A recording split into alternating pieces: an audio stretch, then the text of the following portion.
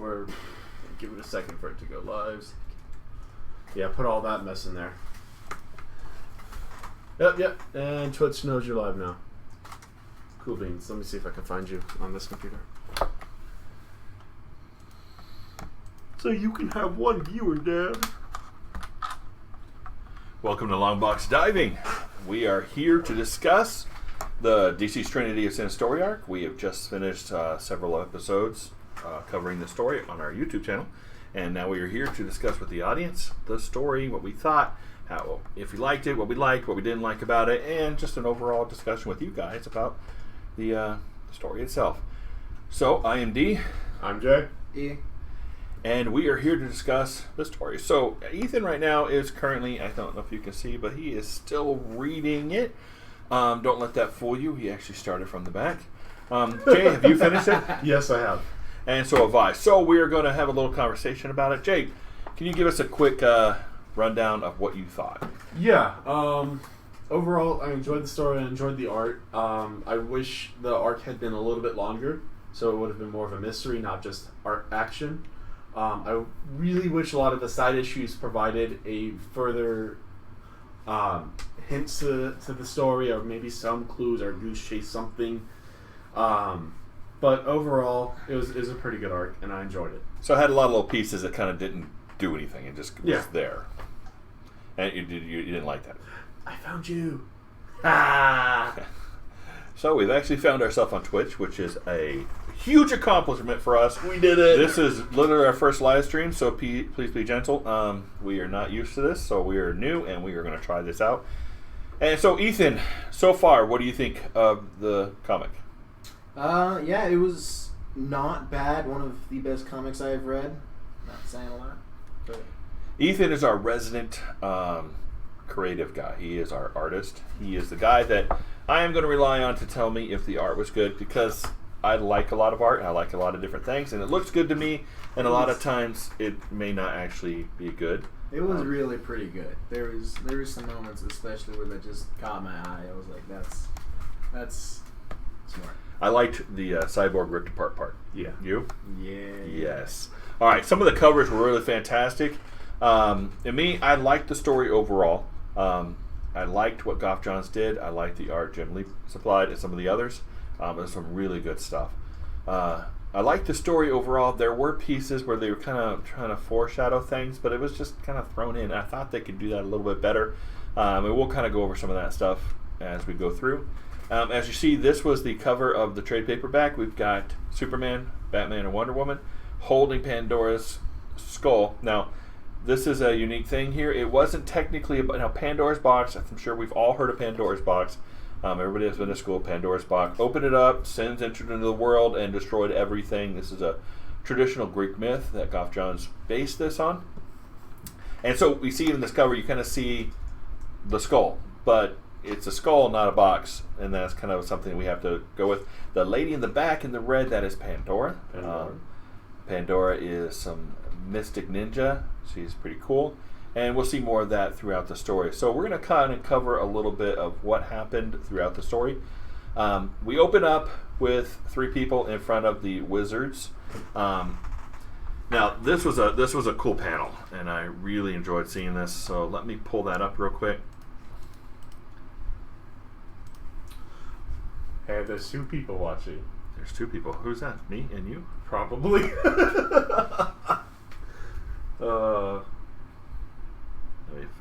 Okay, here's the wizards. So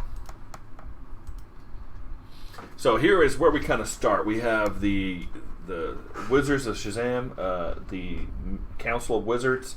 You see Shazam there in the middle, looking all cool. And we've got some Norse. We've got like an Indian, Egyptian. I don't know if that was Korean, some sort of Asian. And they're actually a Japanese samurai-looking dude that you don't see in this picture, but you see him in another panel. And these guys are standing in judgment over Pandora, the guy we've come to know as Phantom Stranger, and the guy we come to know as the Question. And it's all kind of say, you 3 have been evil, you've done some bad stuff, and we're going to punish you. And so the Phantom Stranger is punished first. They threw 30 pieces of silver around his neck, which I thought was really cool because it kind of made it seem like Goff Johns was relating that to Judas Iscariot from the Bible. Absolutely, especially if, with his later talks in his own issue, he was very much referencing Jesus without ever naming him, right? Right, and it did the same thing here. He said, please forgive me like he would forgive me. And then like, no. And they punished him anyway, and they sent him to wander the earth to basically experience his greed for the rest of his eternity. So that's kind of cool because it kind of tied it back again to a historical character. This is kind of wrapped around a Greek myth, and now we've tied it to the Bible. Goff Johns has been really good about tying some things together, and I really like the way they did that. Then we had the Phantom Stranger, or then we had the Question. He seemed to be some sort of conqueror of some sort that was traveling around, and he was some boastful and proud, and he was wicked, so they punished him to not know who he was and to question everything for the rest of eternity. And then they turn to Pandora and they punish her for opening the box. She seems to be innocent. She seems like she didn't really know what she was doing when she did that, but she did it. So then we kind of go back into time. We see Pandora way back, thousands of years ago, right? Living in a small village in the middle of nowhere, Macedonia. Hey, I'm going to go and change the title. Get that uploaded. Well, thank you for that. Yeah. So she's back in Macedonia. We keep getting the autofocus going in and out too. Sorry, I don't know. We gotta change the title real quick. Add one, yeah. Comic discussion. You can keep talking. You don't need me. I don't know. I'm watching. This is interesting. Trivity of Sin. So we see her going, and she really doesn't know what she did. She found this skull. She was in the woods. Later on, it's kind of just said that it was at Hephaestus' temple, which is the god of making things, artcraft, technology. And supposedly she found it at his temple. We don't see it at the temple. We just kind of see this just wooded area. And she opens the box, and out of the box becomes the 7 deadly sins. So we have gluttony, pride. Do you know the rest of them? Envy, lust. Here, let me do it. Can I do it? Wrath. So we had a good page in here. Now again, if you didn't see it, that is the cover. It is a great cover. How far is that? Okay. So here is. We got lust, wrath, greed, gluttony, pride, envy. So we have the 7 deadly sins, which we know from, again, biblical kind of. Did you drop it? Maybe. Biblical kind of stuff. That this is a story, kind of wrapping it back into this biblical, things of those sorts. So we have the 7 deadly sins. I think I have an image here, but.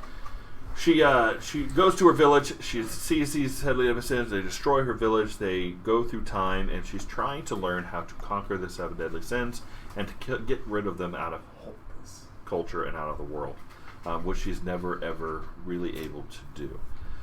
So she goes to her gun guy. The gun guy. This was let me get me in a book again. Give me the gun guy. The gun guy, I like the gun guy. The gun guy appears several times in the story arc, and he is always providing her weapons and stuff to do whatever she does. She is she's a mystic ninja. She's able to shoot bullets, that magical bullets, things of that sort. And he's, according to, here's the gun guy. Careful how much you show off. There's the gun guy. Very cool dude. We're not going to show off a lot. We're fine. So the gun guy creates all these weapons and stuff. We see him several times, and in the book, supposedly he has actually been reincarnated 200 times. Has come back, and she's always found him to make the weapons for her. So we begin the story after this time travel thing. Pandora is trying to find the box. Now, Colonel Trevor has taken the box and put it into a place called the Black Room. Is it the Black Room? Yes. There's so many rooms at the beginning. There's the Red Room, there's Argus, there's the Black Room, there's a place they call the Circus, there's a block, and she pops in with magic, grabs the box, shoots stuff. Now, there's several times in here where they have just art. Mm-hmm. Yeah. And there's not a lot of words, and I really like that in stories. where I like complex plots where we have to understand some of the writing and some of the plot lines and story.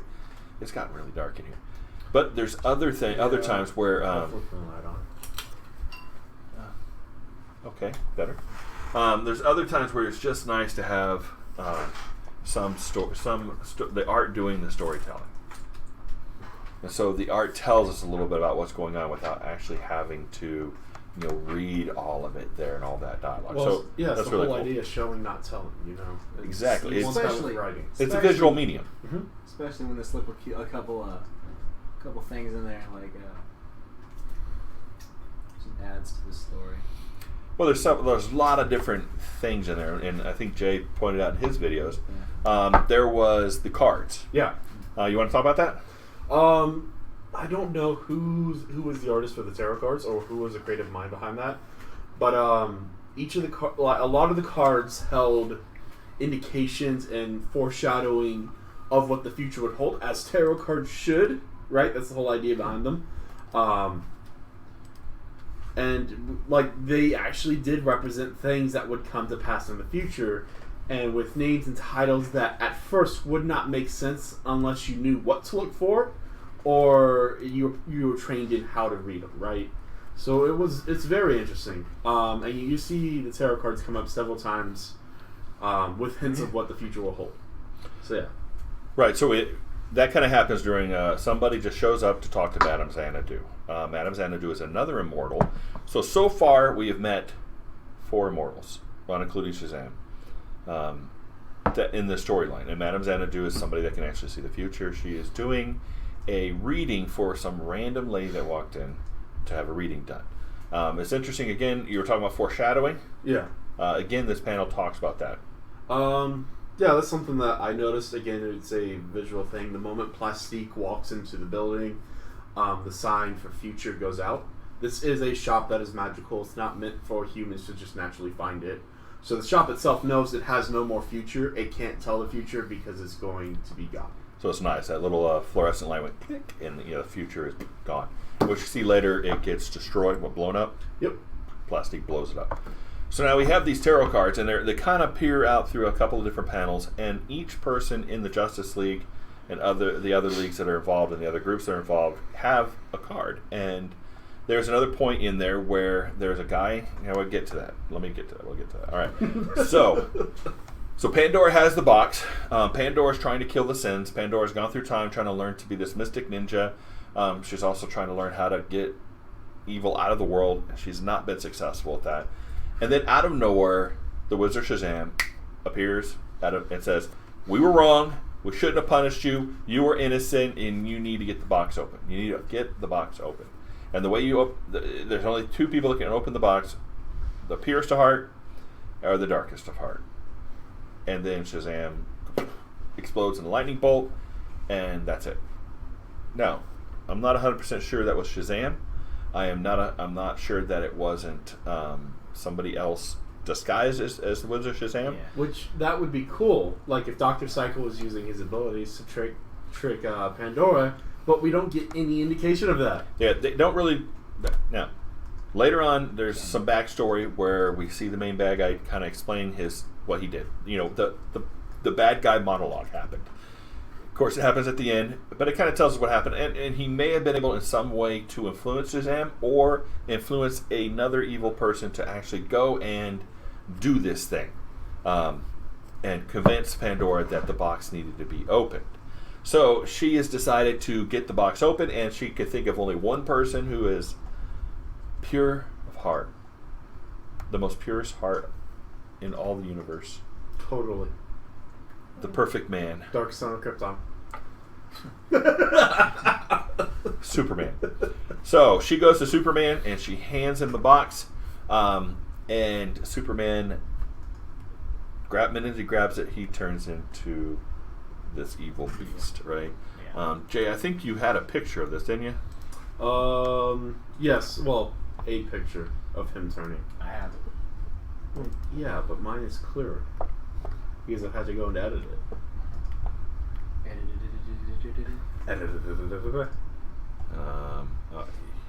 Here it is. All right, so this was a pretty good panel. All right, so here's Superman with the box, and he has the box or the skull. The skull is the The box. skull is the box. You should have started at the beginning. You should have read it. You should have If read you it. had read the book, if you had just listened to my intro. But so here, Superman grabs the skull.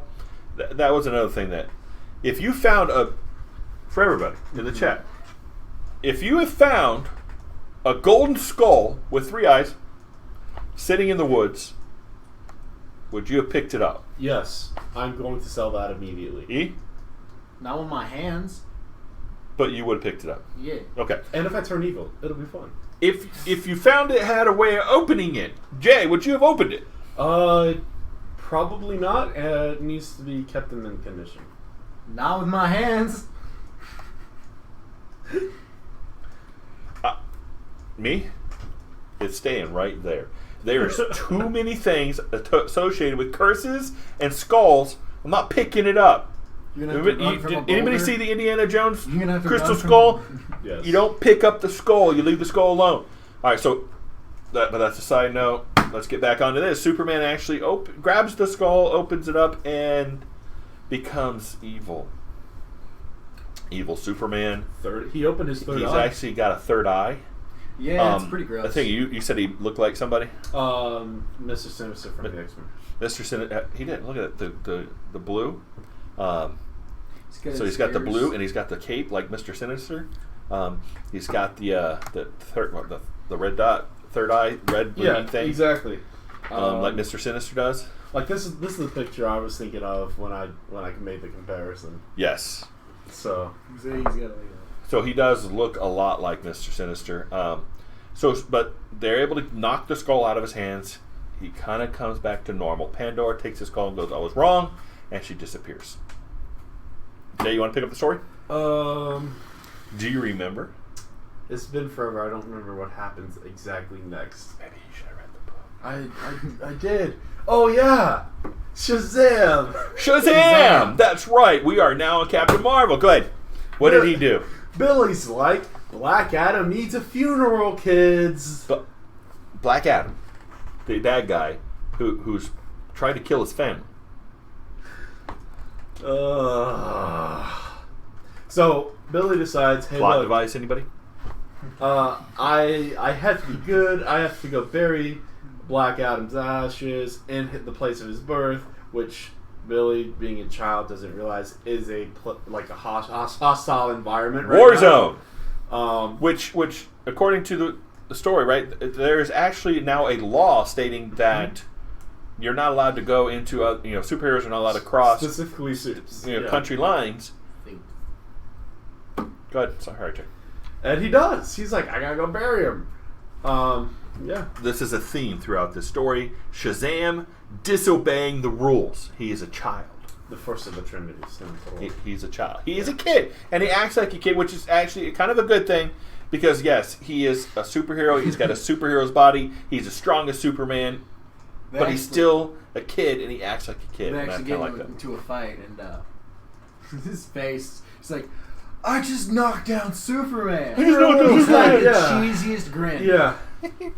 That was great. I mean, he just like, I knocked out Superman. It was I awesome. did the thing.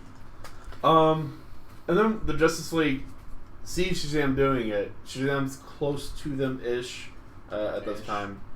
And so they go to try to stop an international incident because Shazam should not be there. Amanda Waller has a secret team that's going to stop the Justice League from stopping Shazam because the Justice League will cause an international incident. Now, tell us more about this team. Waller's team. What are they called? The Justice League of America, or Justice League America. And who they made up of? Why do they even exist? Well, the idea is very much like Batman. Is we need a counter for in case any of the leaguers goes crazy. Who watches the Justice League? And conversely, if the Justice League of America were to go bad, who's their counter? Like they don't have. Good grief, Dad! Don't know why it's doing that. Go ahead. But yeah, we have the Justice League of America, which, if I remember correctly, was Martian Manhunter, Green Arrow, Vibe, Stargirl, Cyborg's not on there.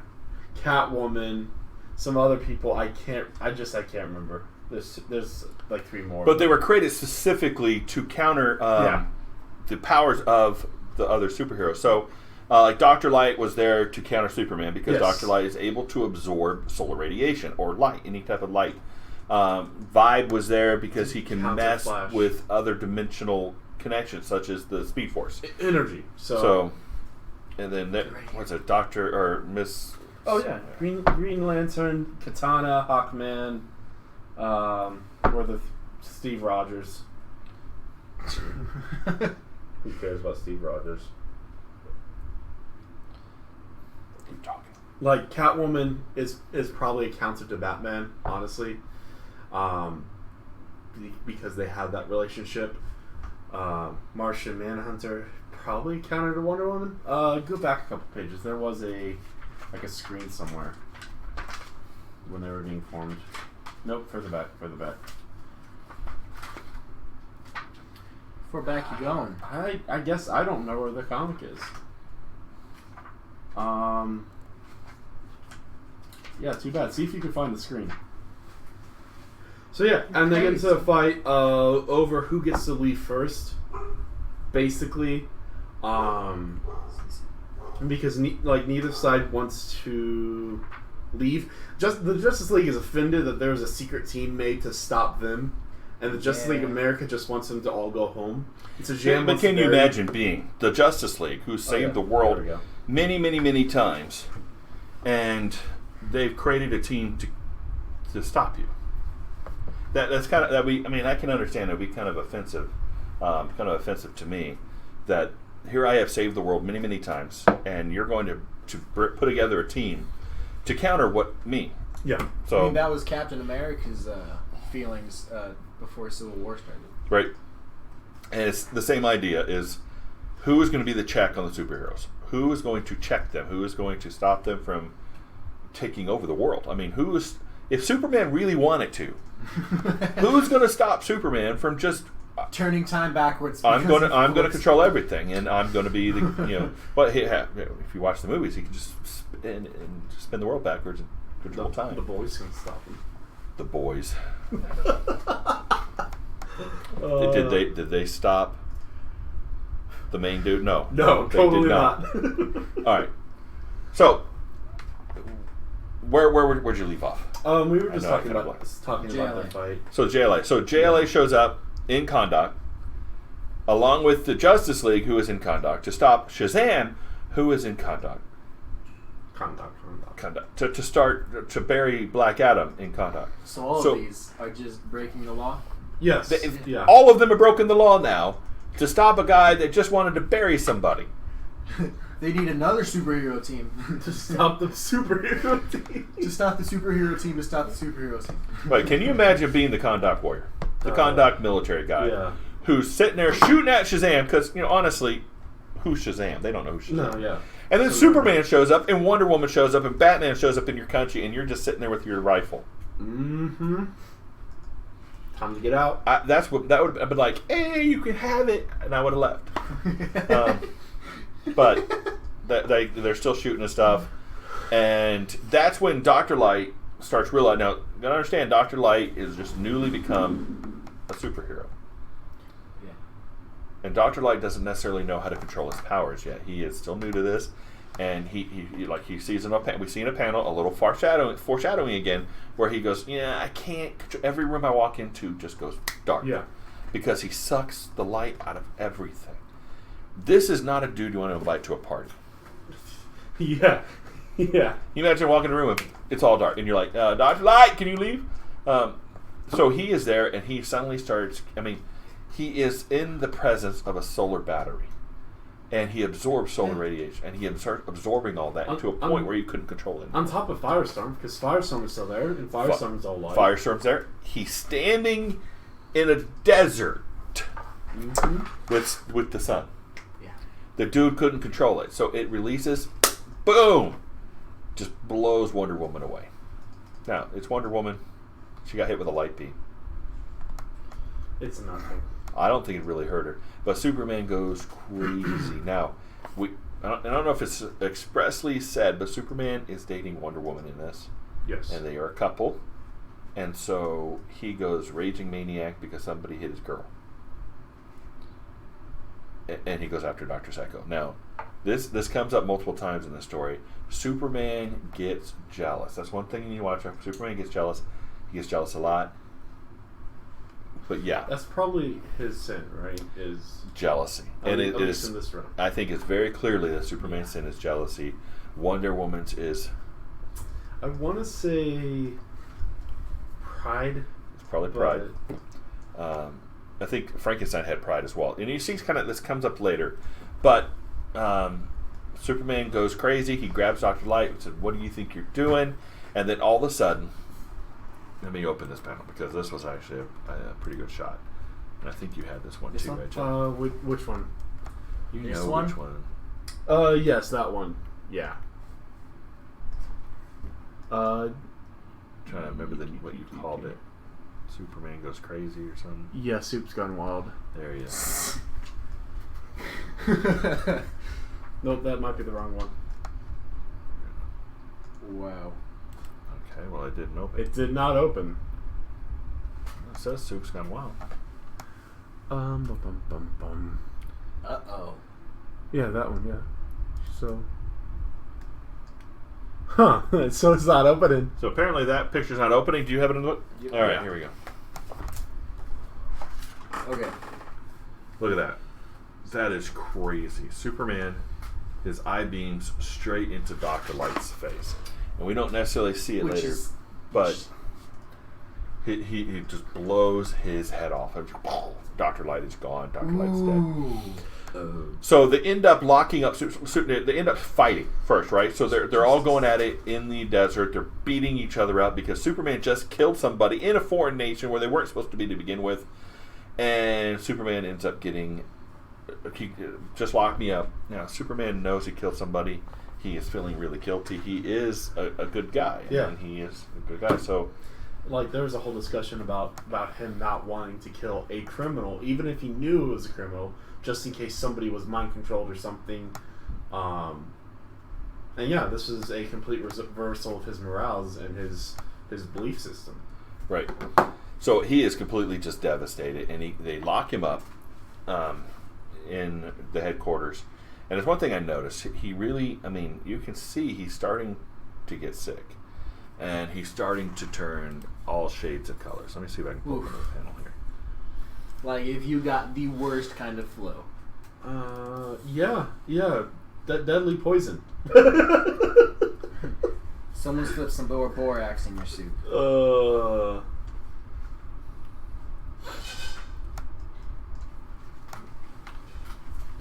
Yeah, you can probably see it here if that's not If a... it'll load. None of these are loading anymore. So OBS does not want us to show you any of these pictures. Alright, so you find it. See if we can find that one that had a picture of Superman where his face is all green. I think it's on one of those pages. It's like There, let's try that. Oh, that one worked. Alright, so this is, you can see here, now this is a little bit later, but Superman's face is green. And if I see it, he's actually looking like he's starting to sweat. That's something I don't think I've ever seen an image of Superman sweating. Mm-mm. I don't think I've ever seen it. But here it is, we see Superman sweating. Now, in the meantime, Waller actually asked Firestorm to create kryptonite. Yeah. Now, I personally had an issue with this, okay? Firestorm can create anything on the subatomic level as long as he understands the atomic structure of the item. At least that's my understanding of how it works. So he can create kryptonite as long as he understands how to create kryptonite. So he has to have some sample of kryptonite to create kryptonite.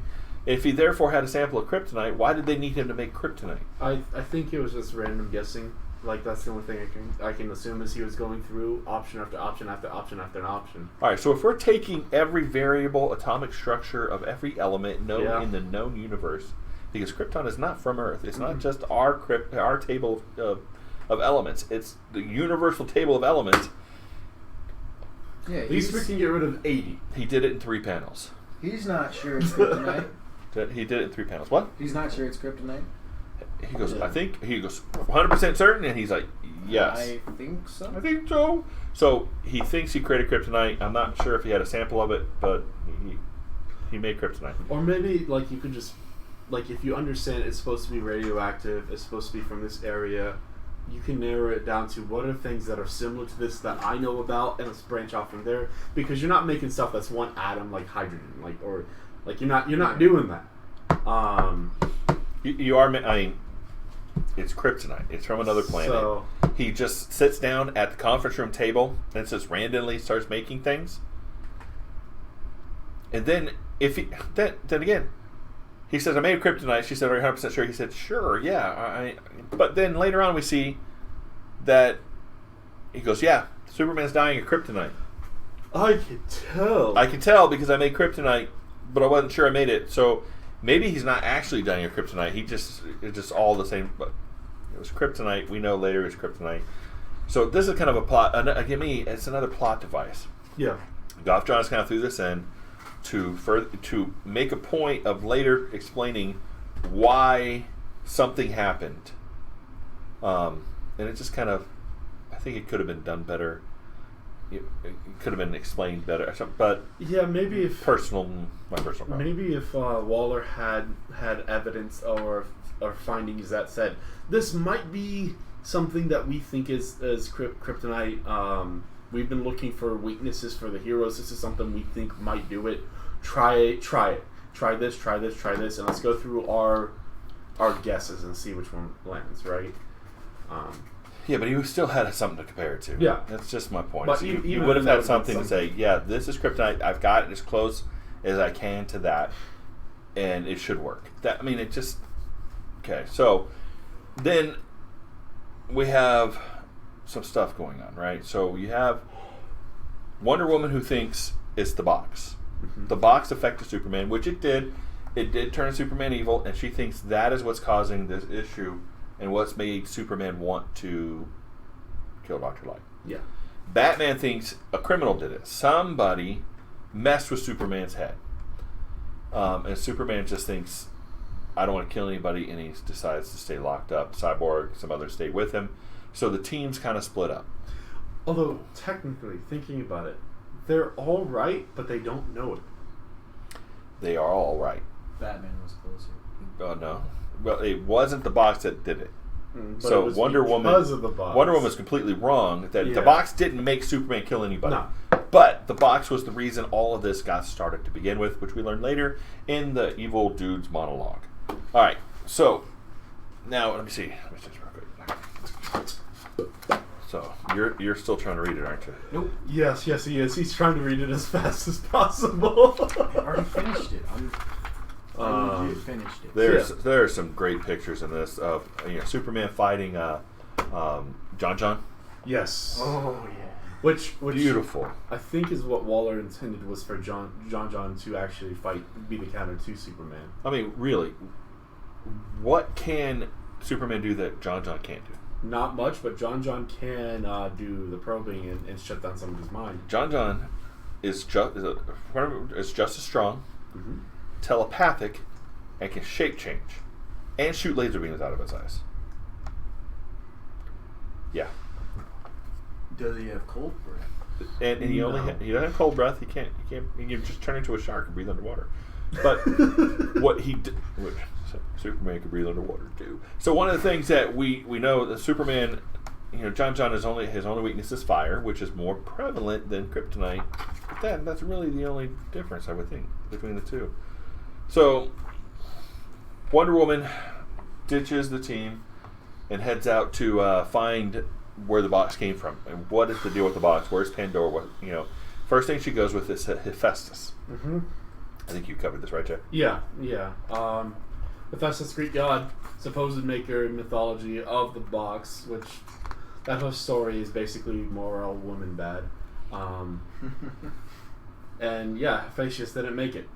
He didn't make the box. So he just had no clue. He's like, I didn't do it. It was here long before us gods. it happened at my temple.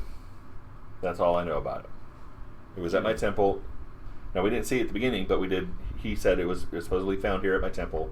And, of course, this whole time, in the basement, a woman is tied to a chair. Yeah.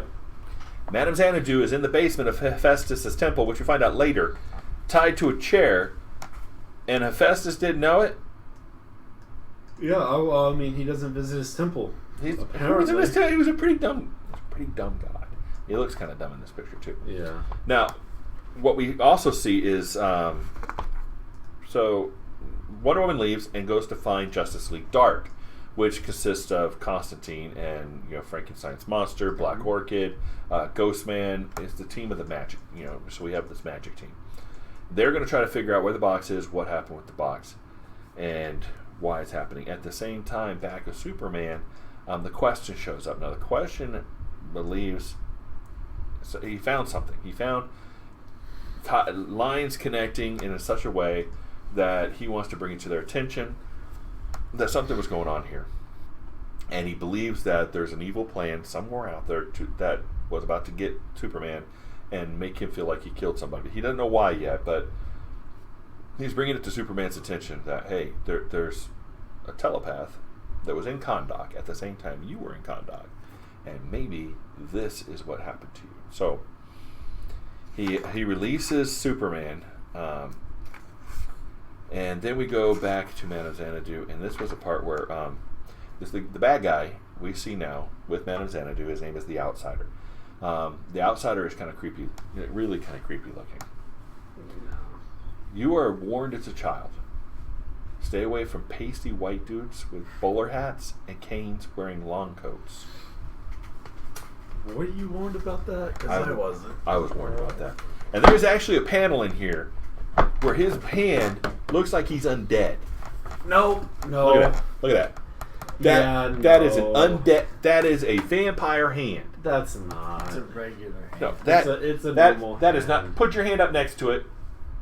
That is not even the same shade. He's undead. Undead dude. No, undeads have longer nails. He trims them. He's an English gentleman. Mm-hmm. He trims his nails, but that, honestly, to me, that he looks creepy. All right, so he's there and he is talking to Madame Xanadu about, not that I want to capture you, I don't want to convert you, I don't want to use you, I just want to keep you out of the game. So apparently this guy Outsider is our main bad guy. Yeah. And he has something he's doing, and we don't know what it is yet. So we're going to learn more of that. Then the Phantom Stranger shows up with Batman's team and said, hey, somebody did something, and let me help you find Dr. Light. I can actually take you into purgatory or heaven. I can take you into heaven, and help you figure out what's going on with Dr. Light, and maybe Dr. Light can answer some problems. Superman with the Question then breaks out. Mm-hmm. And there's some good scenes here too, where Superman punches Cyborg, just lays him out. That's easy because he's Superman. Yeah, he's Superman. Then Cyborg's half man, half robot. Then there's that dude.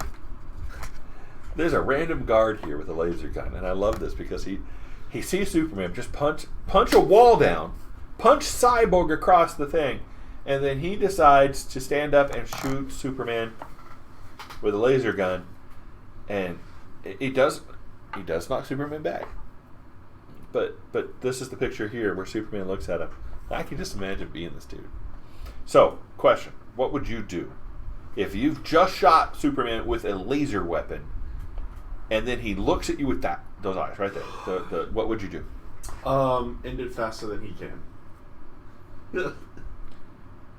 So Jay would turn the gun on himself. Yes. Ethan? Not shoot Superman in the first place. Beg for forgiveness. He would shoot Superman, or not shoot Superman, and he would go, "Hey, Superman, can you do that thing you do where you spend time back? I'll take you back, I promise." Me, I probably would have wet myself. I know it's kind of sad. I'm a 40-year-old man. But, I mean, come on. Dad looks at you, and you're standing there with the weapon that shot him. You know you're going to die. You know he just killed Dr. Light. Yeah. You know, you're like, oh. Ooh. Why'd you shoot Superman in the first place? Orders. He just, you're shot. And then I it's would like, rather be fired than dead. Well, he's about to be dead. That's what I would have thought as a bad guy. I've been like, oh, snap. I'm about to die. All right, so Wonder Woman shows up with the Justice League Dark. She's trying to convince him to help her find the box. And I like this scene. She grabs Constantine by the throat, lifts him up off the ground. Now, this is a crazy panel. While standing on one leg. Mm-hmm. Let's see. I think I have this one. How do you lift... No, I mean, I know she's Wonder Woman. With skill. Oh, I went to the wrong place again. With skill? Nah, that's not skill. That's like Strength. insane strength. That's crazy strength. All right, look at that. Wonder Woman got Constantine by the throat. You can't even see her other foot. Either her thigh is really thick, or her leg is really short, or she's got it way up behind her back. Yeah, this is one of those where if you dissect the art, it's not proportioned correctly. No, it doesn't. Who did this one? I think Mikhail Janin. I'm not sure who that is. Mikhail Janin did this section. But either way, her left leg isn't even flexing. No, her knee is bent, kind of awkward, and it's kind of an awkward knee ankle bent. But the idea is cool. She's got Constantine up by the throat and saying Superman is not an acceptable loss. I love that. And then he looks at Frankie. He's like, "Hey, can you help me? Who's going to help you against Wonder Woman?" Frankie's like, "Nope. Superman's cool. You're not cool. I'm siding with Wonder Woman." So they decide to go after the box together, and that's when Batman's team shows up or says, "You need to stop, or we'll make you stop." I love this. Can you actually hear this in Batman's voice? Here. What's up, Batman? Batman. I am Batman. And he's saying, "Or we'll make you stop." We're gonna make you stop, yeah. No, he's not a redneck Batman. I want that Batman. Redneck Batman. I'm sure at some point Scott Snyder's going to make that because there's all those universes out there where they're all the different type of Batmans, like the Batman who laughs and all this. The Batman who drinks. the Batman who drinks. And his tagline is like, "Here, hold my beer." Alfred. Just mullet over. Mullet on Alfred. Yes. Oh, that'd be great. Mullet and no more bowler hat. He's got a John Deere hat. Oh, that'd be great. He lives in Miami or Orlando or Dallas. Utah. No. So. It's crazy. So, it's Justice League Dark and Justice League, which is kind of a mixture of Justice League and the Justice League of America. They kind of start having a little fight. Wonder Woman has proven the Phantom Stranger does not know what he's talking about. He says, "We need to stop the box. Stop you from opening the box." And she convinces everybody that he doesn't know what he's talking about. She wraps lasso of truth around his neck. He says, "I don't know what I'm talking about." But it's really kind of funny because he was right. At the end, we find out he was on 100% right. You don't want to open the box. Mm-hmm. But she makes him look like a chump. So, here we are. We have this page. Should be the page that every parent shows their child. The reason you stay away from strangers. Constantine convinces Shazam to leave with him. Now remember, Shazam is a man, but he's a boy in a man's body. He is a child. Constantine is a wicked, drinking, smoking, crazy, evil, not evil technically, but it's Constantine, right? And he goes, "Hey, come with me and I will help you do what we, help you with the box and what all this stuff. And the first place he takes him is to a bar. Yep. Which we made a point of saying that it kind of reminded us of an old joke, right? No, I don't get it. Explain It's it. an old joke where Constantine and Shazam walk into a bar. Like, yeah, they're too young. All right. Probably. Yeah, that's great. There they go. And then Superman busts out and decides to fly to Kahndaq with John, and I think Firestorm goes with him and Cyborg. Yeah. This is where I've noticed we have a theme of threes in this story, right? So you have the Trinity of Sin, Trinity being three. It's also kind of a biblical term, meaning the triune God, that kind of stuff. But you have the Trinity originally in the first. You have Phantom Stranger, Pandora, and the Question. First Trinity. Second Trinity: Batman, Superman, Wonder Woman. Another Trinity. Now we have three groups: Justice League, Justice League Dark, and Justice League of America. You now have three teams formed of those three groups, and you have the team called Superman's team, which I affectionately called the strength team. They're going to head straight into the problem and get the bad guy and take him down. Superman, John, Firestorm, Cyborg, Green Arrow, Elemental Lady. It is the strength team. They're going into. Which, speaking of numbers and significance, the other one that pops up a lot and is important a lot is 7. The 7 sins. You see this a couple times throughout the story. The other one I can think of as a big one is at the end when the people come through. There's 7 on the evil team. Yep. And they distinctly kill the 8th member. Yeah. So. Well, I don't know if they killed him or he just didn't survive. He didn't survive. He's not alive. We know that. The Riders killed him. He got Yeah. Yeah. So there's a lot. Yeah, there's a lot of numerology type of stuff in here, and they're very they keep with this theme of 3.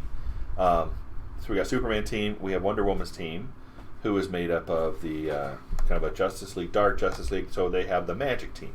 Santana joins with them. Deadman, Aquaman, Black Orchid, Hawkman, which is not really magic, but he's savage. If you read the metal arc, the nth metal kind of ties into magic. So then Frankenstein's monster, etc. So we have this team, and then we have Batman's team, which I like to refer to as the detective team. You have Batman, Flash, Katana, Trevor, Vibe, Trevor, and Trevor. So you have the Katana, the Catwoman, and Trevor, Colonel Trevor, and Phantom Stranger. And then we have this scene, which I like here. So you have the Outsider with Madame Xanadu tied to a chair, again under Hephaestus' temple, and he throws all these tarot cards into the air. That one. And every member of the team has a card, and they're in here. You see Superman, Wonder Woman, Batman, The Question, The Outsider, The Phantom Stranger, Black Orchid, Pandora, Flash, Stargirl, Firestorm, Frankenstein, Elemental Girl, Zatanna, Green Arrow, Aquaman, Constantine, Shazam, Catwoman. I mean, it goes on and on and on. There's 2 cards in the main section, specifically still flipped topside down, so you can't see who it is. I found this really cool because when I went through it after and we were reviewing for this, I actually found that the main mole, which we find out they have a mole on the team. There's somebody on one of those 3 teams who is working for the main bad guy. And their card is still face down. Yeah. We don't actually get to see it. And that I found really cool, how they did that. But deductive process of elimination. You can narrow it down. We can kind of narrow down who it is and who they're talking about. And I found that really cool because we know who the bad guy is. We then have a side story, Constantine's Issues of Constantine, which honestly, the only point of this whole comic was to say, Shazam, don't touch the box. Don't touch the box, yeah. That's literally the only point of this 20-something page section. And it's super not needed. And it's not needed. But we did find out something interesting. that I'm going to have to keep in our arsenal. There is a way to steal Shazam's powers. Mm-hmm. Steal his voice. Because you sound like Shazam. Because now you just sound like Shazam. You say Shazam, and then all of a sudden you turn into Shazam. Now that makes me wonder: does Billy Batson's voice change while he is Shazam? Because if it's activated by Billy's voice, yeah, then when he wants to turn back to Billy, he has to sound like Billy. Well, if he wants to turn back to Billy, I'm assuming, like, you could just say Shazam after Shazam, and that doesn't matter. But I don't know. I'm assuming. I think Shazam sounds like Billy when he is in Captain Marvel. I think he sounds like that, and he has a little kid voice. So, hasn't gone through puberty yet. What happens when he goes through puberty, though? Can you imagine Shazam's voice breaking when he's talking to the evil? I will get at you. I'm amused by little things, but that I found very by the simple things in life. Simple things in life. So yeah, Shazam. Constantine. It was cool seeing Constantine actually take Captain Marvel's powers for a little bit, turn into a Shazam. Captain Marvel. You keep saying Captain Marvel, and I forget that's what his name used to be. Captain Marvel. Shazam was the wizard. Captain Marvel was Captain Marvel, which says Shazam, which is the wizard's name. Yeah. But we call him Shazam, but that's not his name. His name is Captain Marvel, the original Captain Marvel. That's all I'm going to say about that. But there's another part of that is again, it's like a mantle. Yeah. And so we have this thing going on with Thor where it's a mantle. Captain Marvel, Shazam, this has always been a mantle. And it's always been passed from one champion to another champion throughout time. It's always been a mantle. So it's not new here. There's not something to just come up with, and I like that, but I don't like it in other places. All right. So we're back into... What?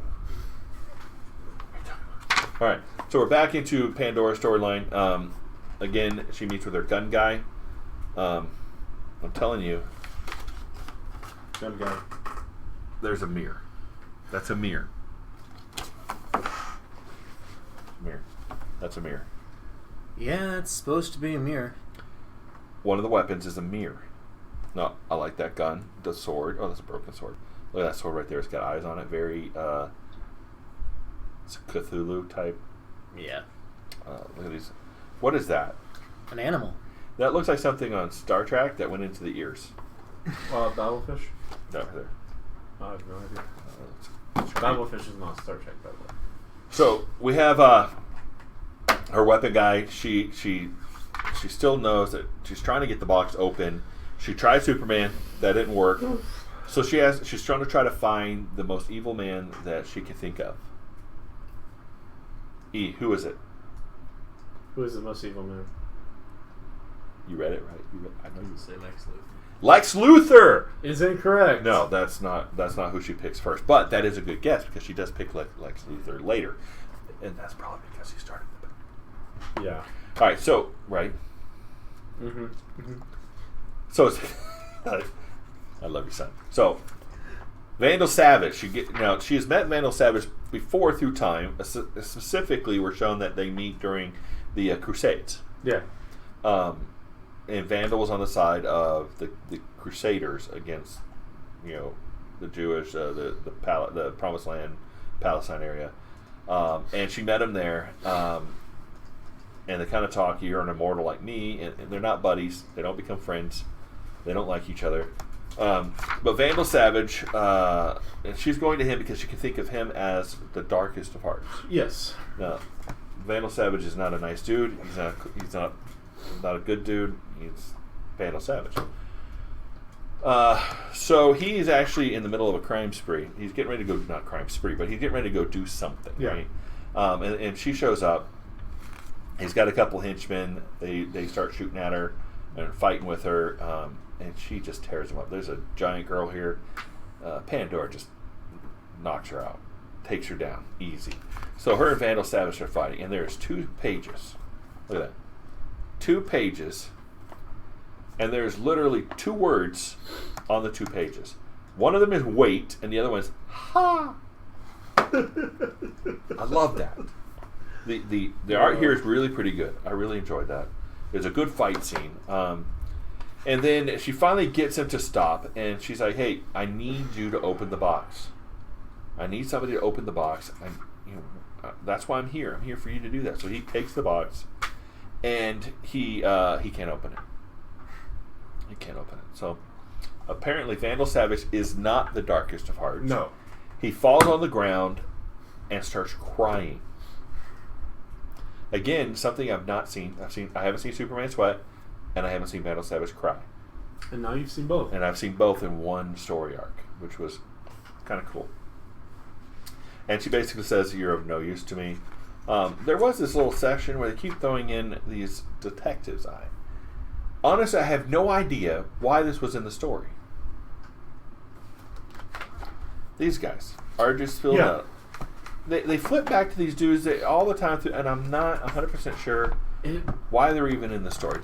Did you get anything on that? No, maybe it's like for Pandora's comic run. Maybe they're more important, but did Pandora actually have an ongoing series? Does anybody know? Yes, she did. She did? Yeah. Really? I thought it was like 3 issues. I didn't know she actually had her own series for a while, but now we flip into the Phantom Strangers book. Again, 14. She had 14 issues? Mm-hmm. Which would have been, I don't know, I'd have to find that one, and maybe we'll do a story review on that arc, because I don't know what she did in her book. That'd be cool. So, but we have Phantom Stranger's story, and he has a comic one-off. I think it's a one-shot, or he had his own series too. I don't know. Again, this didn't make a lot of sense to me. They're in heaven. None of them is prepared for heaven, and that's what you said, right? And there was some suburb area, and that apparently heaven is almost like a compartmentalized area where everybody kind of has their own little heaven. But then there's wraiths in heaven. Maybe. I thought heaven was supposed to be peaceful, nice, not wraiths sucking your soul. That would be more like hell, I would think. There's like a street with those houses, and then Katana thinks she found her husband from the sword there, and they have some intimate moments, not for kids. And then Phantom Stranger said, "Hey, you could have been a wraith." Batman has an intimate moment, but he's Batman, so he's like, "I don't do drama. I don't do love. I don't do family. I don't do family. I hate Christmas." Because there's a Christmas tree, and I'm Batman. I hate Christmas, and he walks away from it. Poor Batman. Then they find Dr. Light in his version of heaven, which is to be basically wrapped in a bubble of light.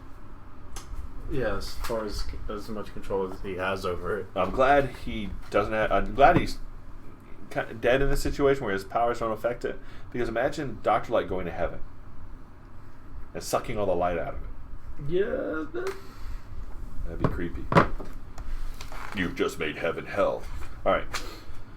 So the Phantom Stranger rescues Dr. Light out of the bubble, where the Katana popped it with her sword. Right? Yeah. She's the only one with a pin. And then he reaches it. Phantom Stranger reaches into his chest and like massages his heart. I don't know what he's doing. He's got his fingers in his chest, and I think he's massaging his heart. I'm trying to get basically for no reason. Dr. Light didn't know why Superman killed him. He didn't know anything. It's 20 pages of this is what I think heaven's like. And it has wrath in it that suck your soul. Yeah. And then Zariel, which is a nice throwback. I like that this character was an angel, and it's been in multiple comics. He's very cool. Now, you mentioned something about the wrath and being a cool thing to have. Yeah, like I'd like to see the undead in purgatory, the basements of heaven, whatever you want to call it. Basement of heaven. The wraiths or undead or whatever they're called. I'd like to see a story arc where they manage to escape for whatever reason, and now you have undead with tendrils that suck the life out of people, and that would be fun to see as like an apocalypse thing where it's not just, oh yeah, they have to bite you. No, they just have to see you, and the tendril has to grab you, and then you're done, right? And the heroes are the undead. The heroes are the people who are immune to that kind of thing. That'd be interesting. So the only ones that can actually save anybody is those that have some sort of spiritual presence. So Dead Man, Katana with her sword. Maybe the spirits in her sword would be able to protect her in some way. But presumably, people DC. People like Superman would be weak to it. So that Magic DC. We have some ideas for you. Long box diving. We'll be very willing to sell this story to you because this is our idea. Yeah. We're very willing to sell it to you. So just steal it. We'd buy it too. I mean, I'd actually buy that comic. But all right, so they have lawyers. We're gonna sell it to them. Yeah, it's our IP, bud. That's right. It's our store, intellectual property. All right, so and so Zuriel. Again, I honestly, the art in this section, I didn't enjoy it very much. What about you, E? It was. It's a different style. It's the same thing with like the 4th issue in the run or something, or it's a different style and how it's drawn. Yeah, it was more basic. I'm just not a big fan of it. I mean, it was okay, but when you have a certain level and then suddenly you have this, it's very jarring. Now, it would probably be fine if you're buying as individual comics, and you probably wouldn't have noticed. You probably read it. It's not bad, and you probably would have read it and said, "No, that's cool." But when you have it in a trade paperback, and you have the art going through it, and you have this quality like way up here, and then suddenly you have this thing, and you're like, It was very jarring, very off-putting to me. I don't know if you took a picture of this, Jay. Did you have any pictures from this run? Did you have Zuriel? Yeah, I had that picture. I had the see if I can pictures. So it's episode 4, right?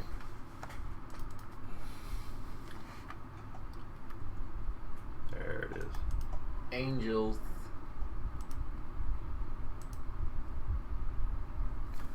So here you go. Here's Zuriel.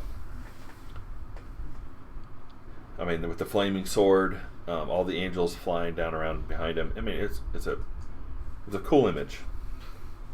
The colors, I mean, they did it in a sense that it's very bright. I think it's supposed to be heaven, so it's very bright. But again, I wasn't a huge fan of that. It was okay, but I wasn't a huge fan. Now they did cast everybody Zuriel sent everybody to what? Purgatory, is what he said?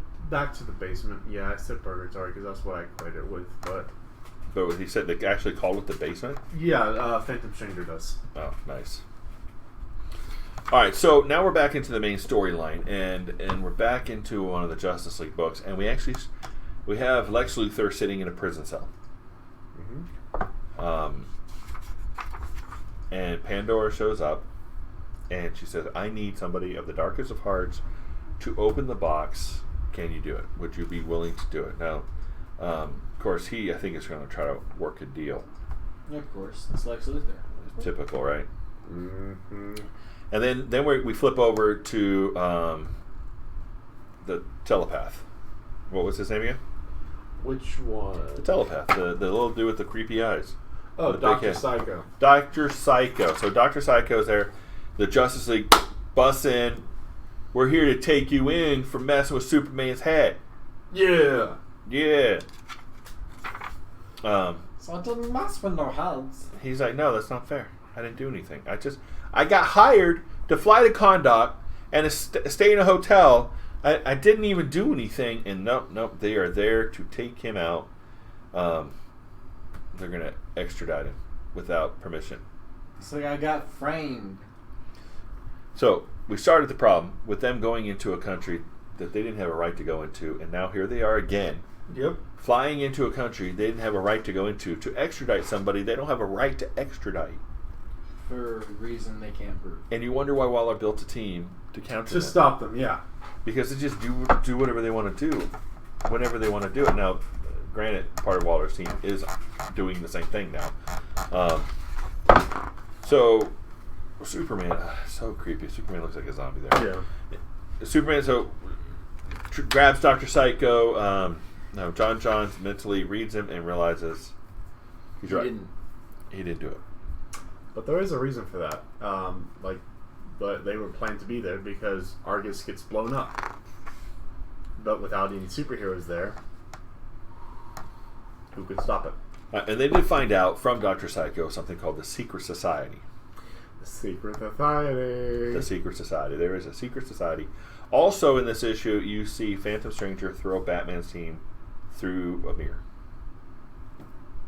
I guess he rescued him from the basement or purgatory or whatever that's called. So they throw them out of they're back together again. We have this nice touching scene where Miss Adam is feeling really guilty because she was on the JLA team, but she was actually a mole for the Justice League of America team, and she was feeling really bad about playing both sides against each other. She was feeling really bad about that. And Miss Elemental Lady, really was nice. Hey, everything's cool. We're fine. You're on our team. We're all together. Pandora shows up, Lex Luthor, to kind of do a. Hey, would you open the box for me? Yeah.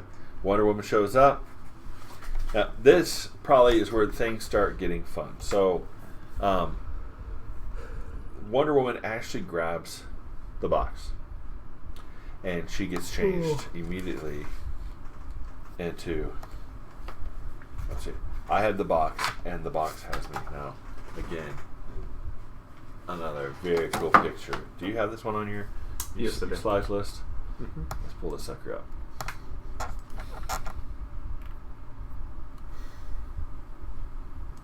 There we are.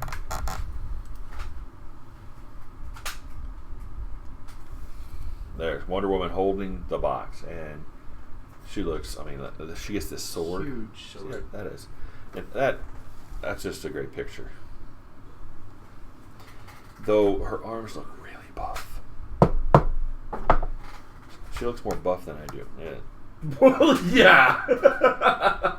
Box didn't change that. A lot. I know that's not because of the drawing. That's because this is not that. All right, so now we're back to Pandora, and Pandora goes through time again, and she's now. This is where Goff John tries to get into the essence of what evil is. Mm-hmm. So we get a lot of story about what evil is, and Pandora wants to draw evil out of the world and remove it out of the world because she released the seven deadly sins, and her teacher's like, well, it's not like a venom, it's not like a poison, you can't just pull it out of the world. Well, this has been the whole point of Pandora's series. Her 14-issue run is this, right? The nature of evil. Yeah. Nature of sin, nature of evil. And how to stop the sin. And then, so we have the teams are fighting. At the same time, all Pandora sees is the sins above her, and they're telling her basically, hey, Mom, we love you, and we're going to destroy the world in your name.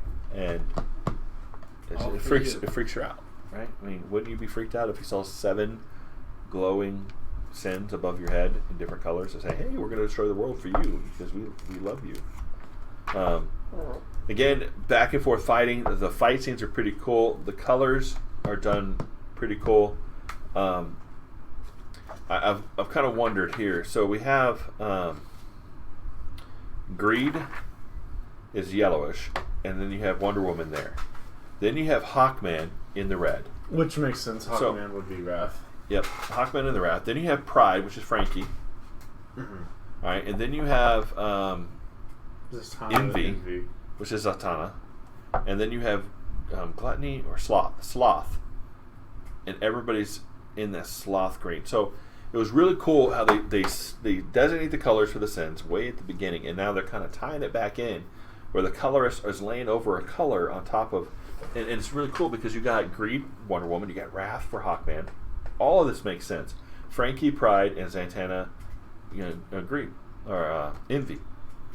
All of it kind of makes sense with their characters, and their characters all have these flaws, and we know them, and that's interesting because part of what defeats sins is understanding self, and we also understand that evil in and of itself is nothing.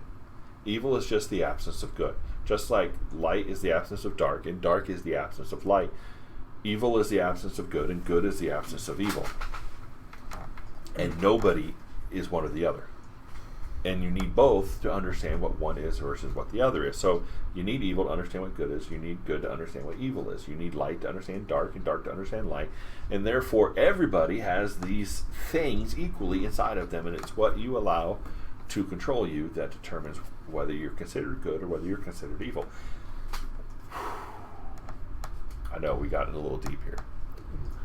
But this was covered in the comic, right? And this is what they're talking about. And Goff Johns has something he wants to share. And it's like, hey, Pandora, the only way you're going to destroy these things is to understand the essence and nature of evil versus good and sins, what the sins are. So it flips back again to another teacher, and this teacher basically says these things, right? This is what she's learning from her teachers. Now, it's been thousands of years, and she hasn't really comprehended it until now. And so she's in the middle of the fight, and then we have this scene right here, right, where she's talking to yet another teacher, and he says something like, there is no liquid in the bowl. You are looking at a slumbering spirit, very comfortable in its little wooden bed. Ha ha, I sing it a lullaby. You cannot touch it, you cannot pour it, or cut it, or burn it, but you can see yourself in it. So, now Goff Johns kind of waxed poetic here a little bit, I think, in this story. But it makes sense. The sins, evil, is a reflection of you. That spirit is a reflection of you. So, it finally clicks in her head that the sins are a reflection of Pandora's evil. All right, so getting rid of evil out of the world, it's impossible. Every human has something in them. Yep. But these specific sins are a reflection of Pandora. So again, we have the scene where she's flipping back and forth through fight, thought, fight, thought, fight, thought. I get it. I understand. I finally figured it out. And she runs right toward envy, and she basically says, I envy them so much. Yeah, so specifically, who could bear children and die? Something different now, healthier. So she's saying, I remember everybody in the world who got to grow old, who got to have children, who got to grow old, watch their kids grow old, and then die. I envy them so much because of the things they have and I can never have. And then she shoots envy in the face, and you have this big green explosion of eyeballs flying everywhere, brain matter. And it's all green, so it almost looks like vomit. But she finally figures out how to destroy the sins, and it says, I can explain exactly why and what happened, and who's next. And basically, that's it. Now, it really had no bearing on the rest of the story, because the sins really weren't the point of the story. It was just waxing elegant on the nature of evil and nature of sin within human. Okay. So we go back. Both teams are fighting. JLA, Justice League. Right. Look at that. Some crazy fight scenes. Ready? Because you have two separate teams that are having to fight and kill. And I can't see you shake your head from behind me. All right. Then Shazam shows up, and again, he's a child in a man's body, and he does the very thing he was told not to do. Don't touch the box. So he punches Wonder Woman, takes the box, and says, it's mine. And the man of Xanadu's like, oh, no. Yeah, you done screwed up. And he becomes Shazam, right? So Shazam! Let me pull this up, because this was actually, again, Shazam! very cool. Yeah, because once he touches it and he gets corrupted, it's all over.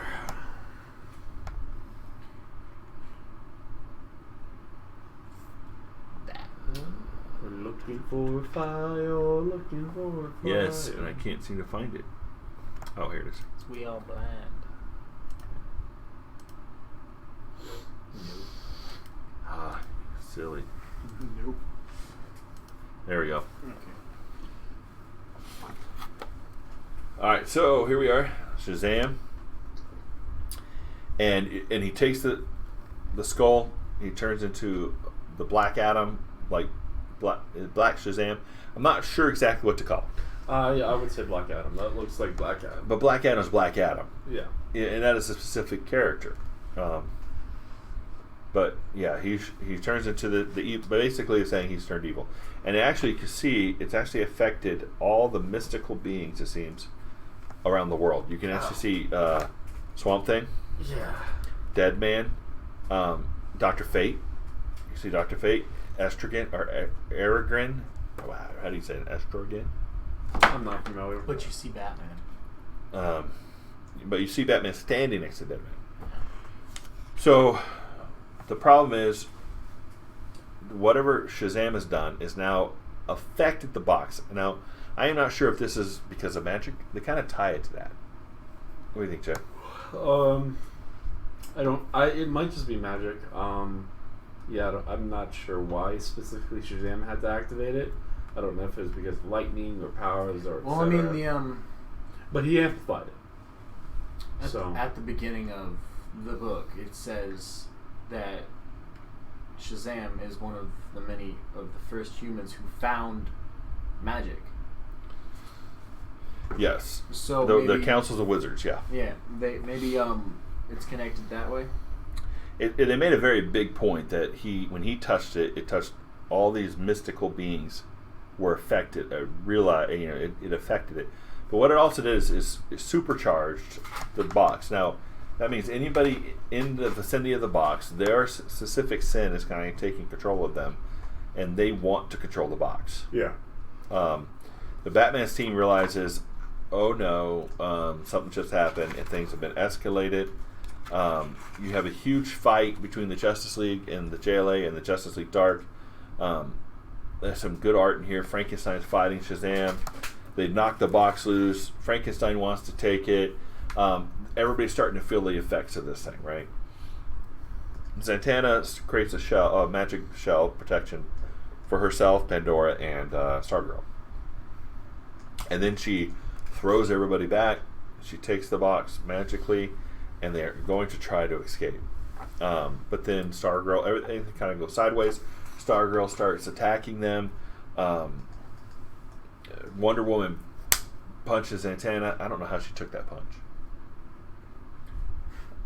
Yeah, I've always wondered about that. Yeah, they having to hold themselves back so much that why make it look like they punched that hard? Because Superman, if he hauled off and hit me, or Wonder Woman hauled off and hit me like she just hit Zatanna, my head would have popped off. Mm-hmm. Yeah. That doesn't make any sense to me. But okay. Okay. Whatever works. Constantine shows up and takes the skull. Now, Constantine doesn't appear to actually be affected by the skull in any way. Not at all. I think it's because he's coming to understanding of who he is and what he is, and he's coming to terms with the evil that's in his own soul. That he's, in fact, a terrible person. Yeah, it's when you lie to yourself. That, like Pandora lied to herself. That's what allowed the sins to reign for so long. When she was honest with herself, she was able to destroy the envy and, assumingly, the other sins. So I think he did that in a sense because he was able to, understand what I am and who I am. And I wonder, talking about it now, I wonder if this skull was activated, like, technology-wise from the outsider or whatever, and her own personal sins started manipulating her mind to get her to charge it, to bring it to superpower it, essentially. yeah, Because, like, the wizard saying, I'm wrong, I messed up, feeds into herself lying about herself, right? Is that, oh yeah, of course, I was fine, I wasn't a terrible person.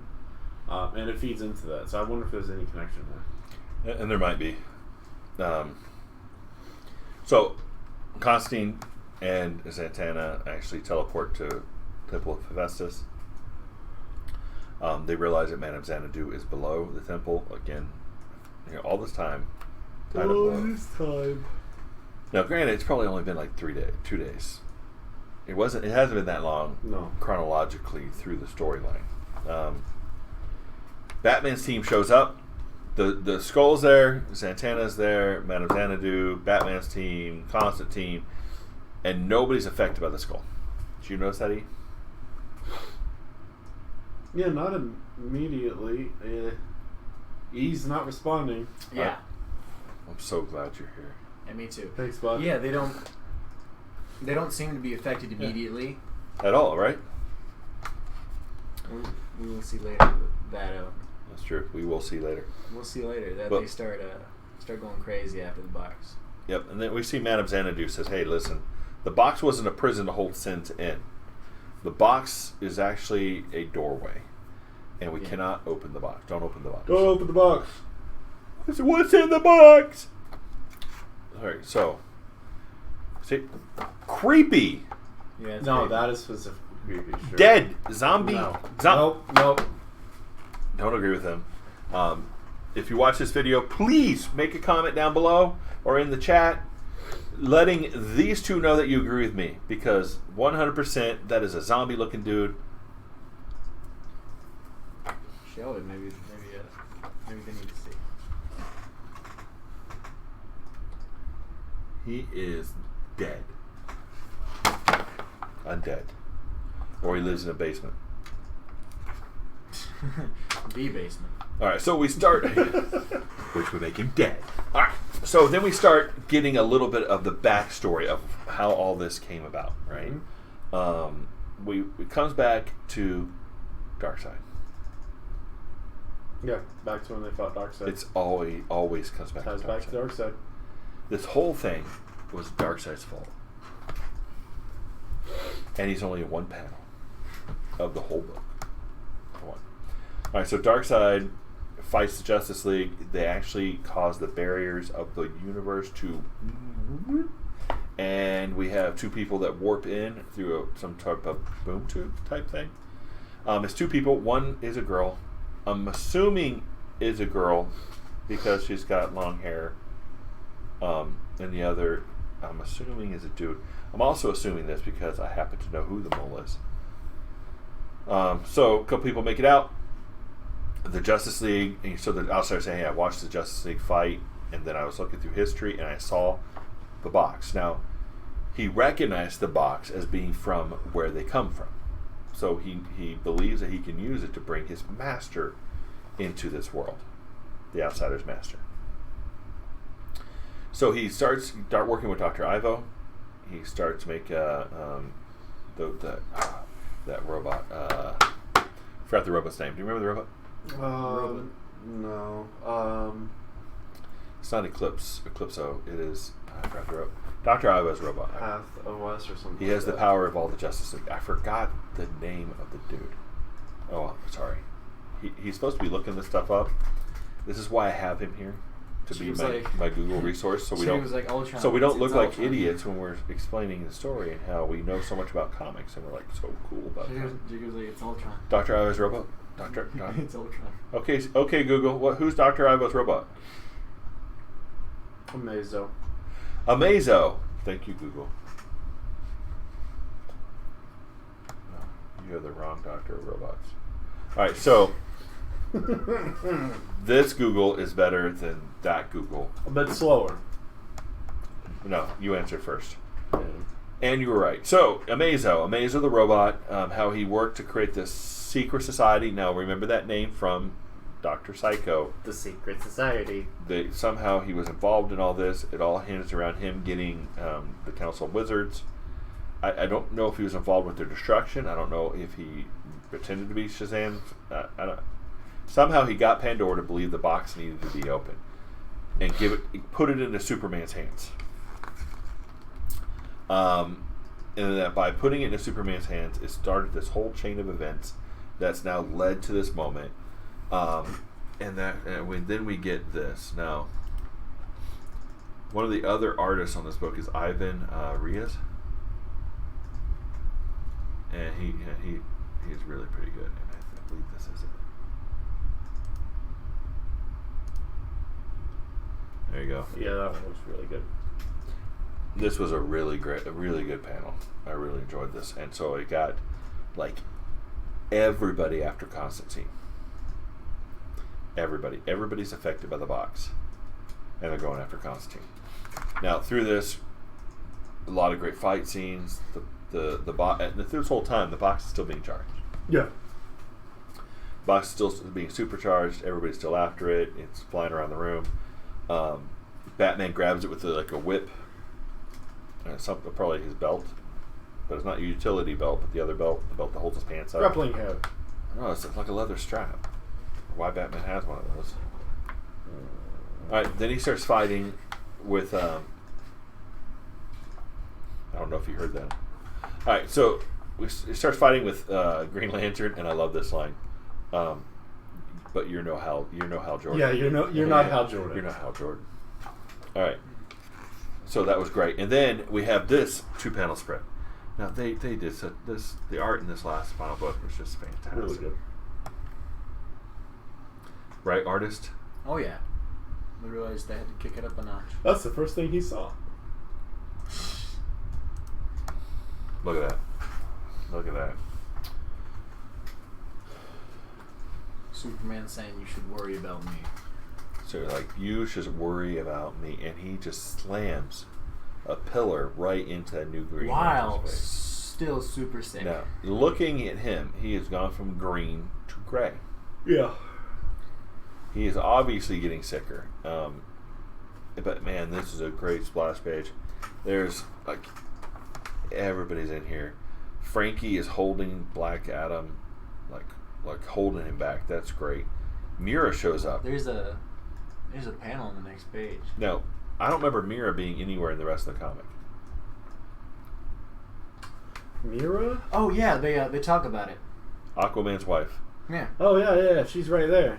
When did she show up? I don't remember. I have no idea. They actually mention it. Like, why are you here? It might be because she detected the magic. I'm not. I don't know. When did she? Excuse me for a minute. Is it farther forward? I don't know. When did she show up? Somewhere a little farther forward. It's weird. Yeah, Ethan's only read 5 pages, so when he's saying From the back to the front. I don't remember seeing her anywhere before this.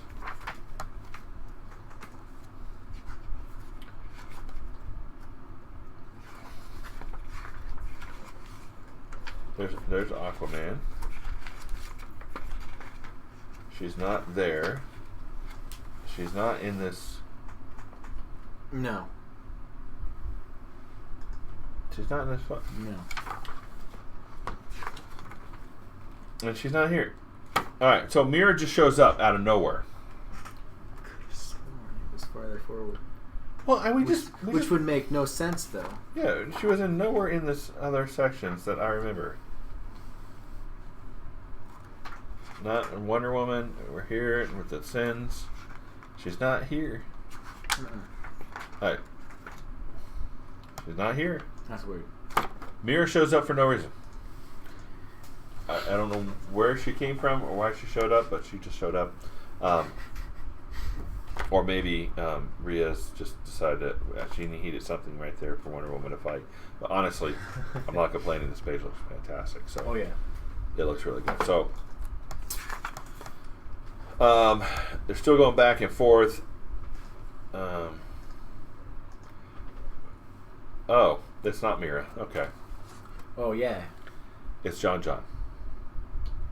Oh. Mira, what are you doing here? She's not. Alright, that's even more confusing. Why is John pretending to be Mira? Because Aquaman is Justice League. He's not JLA. So? Disarm. You disarm Aquaman right there. But Yeah. And if it means Wonder Woman's attacking Mira, he'll defend his lover. then why say she's not? I don't know. Alright, so you have the huge battle scene going on, and then Superman has decided that Batman is trying to get Wonder Woman away from him. So now we're going to flip into, after all this infighting, all this story, we're going to flip into high school drama. Batman's Hustle. jealous. Superman's jealous again. Superman's jealous again, and now we're into a high school. Dance off. Don't steal my woman. Should I start first? She's my girlfriend. She's not your girlfriend. Trevor's the old boyfriend from like 3 years ago. All right. I won't stop until Superman's dead. Until Batman is dead. Batman's dead. Thank you. You've contributed. This is one of the 5 pages he read. You have contributed. I am so happy now. You have contributed to the overall product of art. All right, so Quality assurance. Superman is like, I want Batman dead. Could you try to steal my woman? Give me his head. And then he falls over, and the skull falls out of mouth. Batman seemed to not be affected by it, but he does literally, when he's sitting on this pillar, he says, it's affecting me. we need to stop this soon because it is affecting all of us. Yeah. All right, yeah. The box is affecting us. We need to. And so Superman knocks him out and he falls over, and that's now here's where Firestorm comes, puts his hand on him, goes, there's a radioactive signature coming off of him. We wouldn't have recognized this without Waller. No. Again, the whole thing about that was all a plot. Just a plot hook. Just to tie it back into here, so we can now know. Oh, he's being affected by kryptonite. Why? Well, because he has kryptonite that somebody jammed into his optic nerve. Brain. And that's what caused him to shoot laser beams out of his eyes and to kill Dr. Light. So the kryptonite jammed into his eye nerve, caused him to shoot beams of light, kill Dr. Light. Beams of lasers that kill Dr. Light. Beams of light that kill Dr. Light. Laser beams that kill Dr. Light lightly. Laser beams. Well, it was not lightly. That was pretty lightly. It left a stump where his head should No, that have was been. light. And then Cyborg, or somebody goes, and then Miss Element went in and says, yeah, there's a microscopic sliver of kryptonite in there. And Cyborg says, one of the most asinine lines ever. How did he get a sliver of kryptonite into his brain? How'd that happen? How did that do that? Miss Adam is sitting on his shoulder. Mm-hmm. I don't understand. How could that have happened? How could that ever happen? How about the woman that betrayed you already? I wonder if it's more of like a, how could that have happened and did? Cyborg's supposed to be smart. I wonder. So we find out the mole is Miss Adam. Miss Adam. Is the mole. She's doing it. Yeah, she's actually doing that. Yeah, that's funny. And she jammed it into his eyes, optic nerve, caused him to shoot the laser beam that killed Dr. Light. She's the murderer, and she's a traitor, and she's betrayed both teams for a third team. Triple agent, triple traitor. And then she says, 3. so, again, the 3, right. She's betrayed for... And that also brings in, there have been 3 bad guys. The Outsider. Yep. Miss Adam. Yep. And she goes, and you're a traitor too, Cyborg. And that brings on another full-page awesome panel. All right, so let's pull that up because I really liked these panels.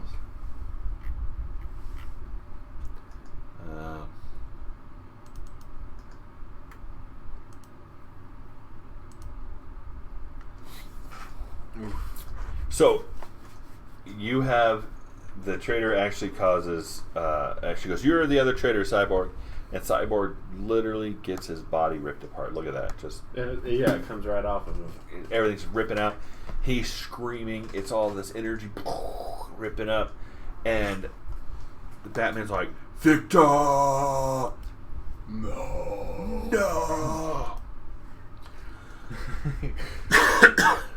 And then we have gruesome. It's kind of gruesome, isn't it?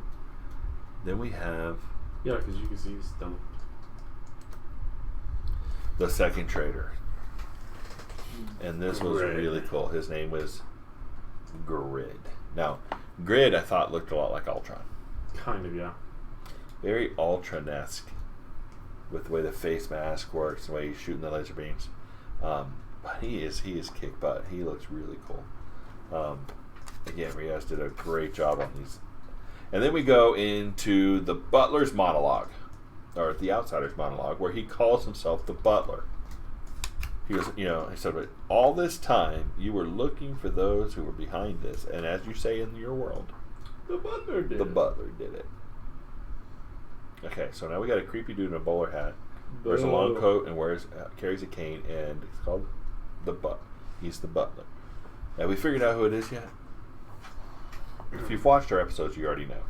But the butler did it. So the power of this thing is it's becoming more and more powerful. We see more and more energy coming off of it. And he says it's more of a technology than it is magic. It's kind of like the Mother Box. If you know from the Mother Box from the Fourth World, it creates boom tubes. Cyborg has the Mother Box built into his systems. It creates portals between realms. And it need to be powered by the energy, or the evil within people, hyped up through magic. Cool.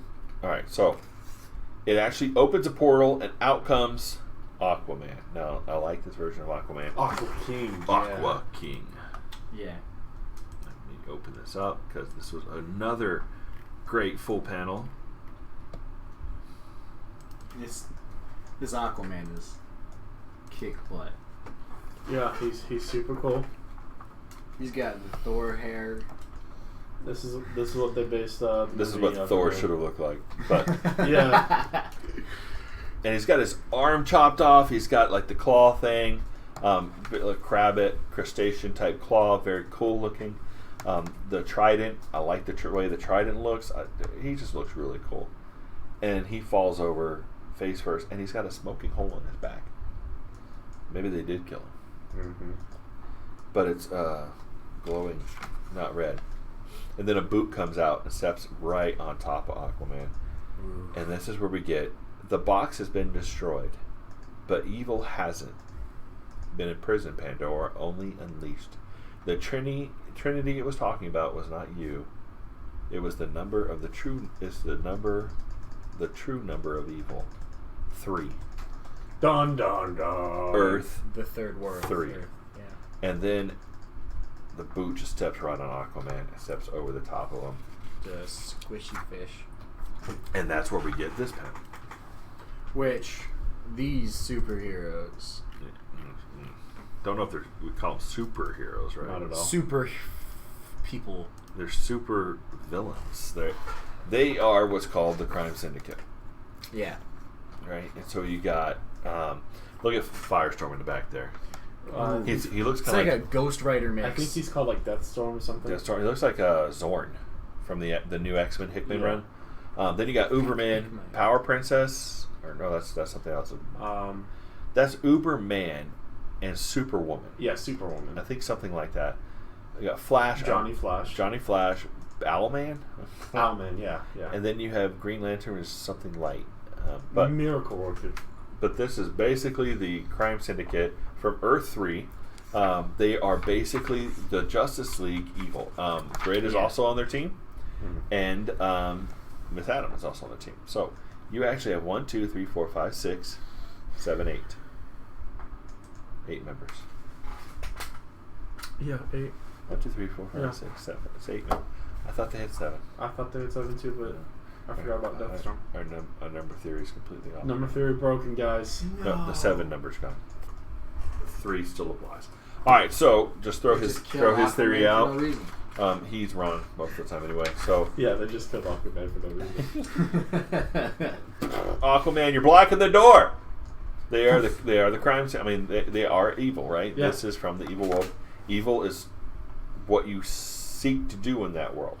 So that is the end of the story, and maybe we'll actually do that story arc at some other time. That would be cool. I would enjoy that. Overall, I really enjoyed the story. There was a lot of things in there, but a lot of it was really fantastic. Goff Johns, Jeff Lemire, Ray Fox, Ivan Riaz, Doug Menke, and Mikhail Janin, Mr. Writers and artists. They did a great job on this story, and it was definitely worth the time.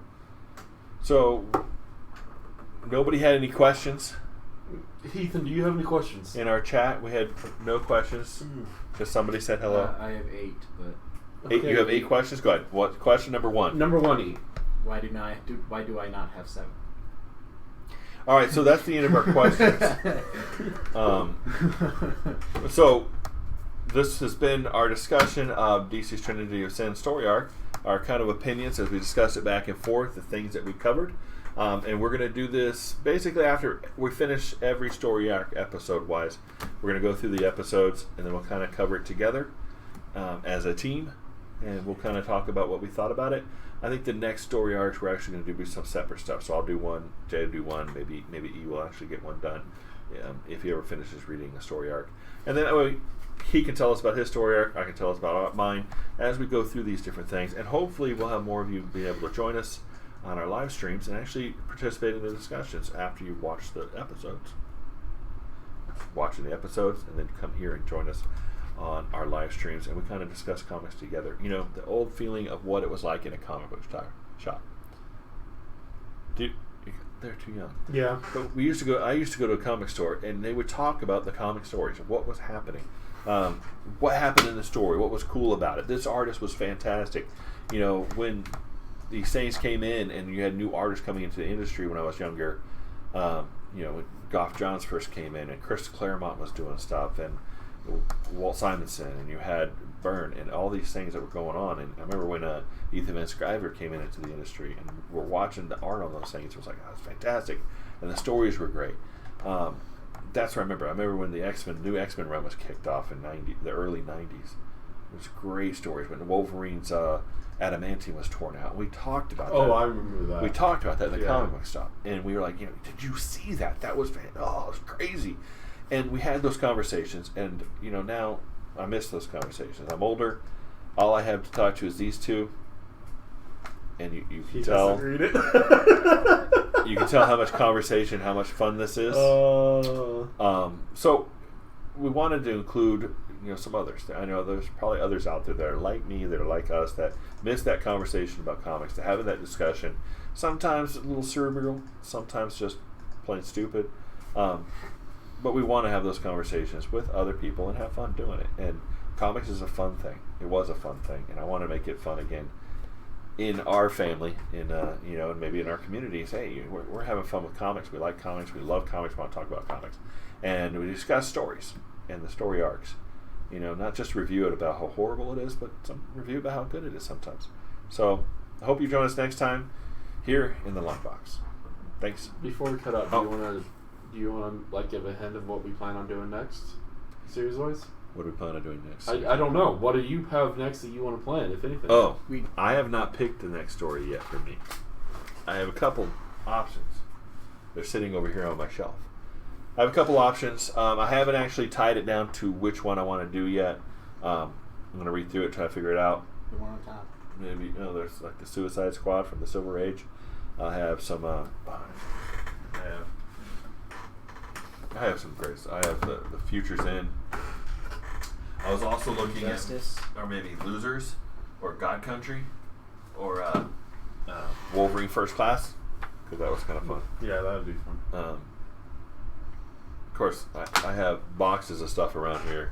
I've got to grab some story arcs. Because we don't want just individual comics. We're going to actually do the whole arc and cover all of it, and cover the whole story in one swoop of series of episodes. And then that way we can enjoy it, and then we talk about it here on the live stream and enjoy it together. So haven't had mine picked yet. Maybe next, we'll have it up soon. So we'll have something up soon for my next episode. Maybe I'll tweet it. Good idea. Follow us at Longbox, Diving Longbox on Twitter. Plug everything. And we also are on Instagram, Longbox Diving, and we're also on Facebook with Longbox Diving. We have a page there. Please like them all, or like one. That's good. Just like all of them. And we also have a YouTube channel, Longbox Diving. You can actually see the episodes there, and hope maybe one day we'll actually be able to stream there. Maybe. Thanks, YouTube. Or here on Twitch, or both. And what do you have coming up? I'll probably do the Executioner Song run. So that's X-Men, X-Force, Uncanny X-Men, and X-Factor. So Cable and Strife, right? Yeah, pretty much. Wow, that was a good series. That, or like you suggested, I do Last Days of Magic with Doctor Strange, which I have most of, I believe. Oh, that was a good set. Aaron and Bachelot. I have it somewhere. Great series. Magic is disappearing. It's very cool. How about you, E? What do you have planned next? Make it through the hurricane. Yes. Keep Florida in your thoughts as we try to make it through the hurricane. So far, nothing here, and it should start within the next day or so. I mean, we've had some scattered showers. Scattered showers, yeah, and some blowing winds, but nothing too bad so far. So thanks for all joining us. Those that did join us, and thank you for supporting our channel. And we'll see you again next time here in the Long Box. Woo.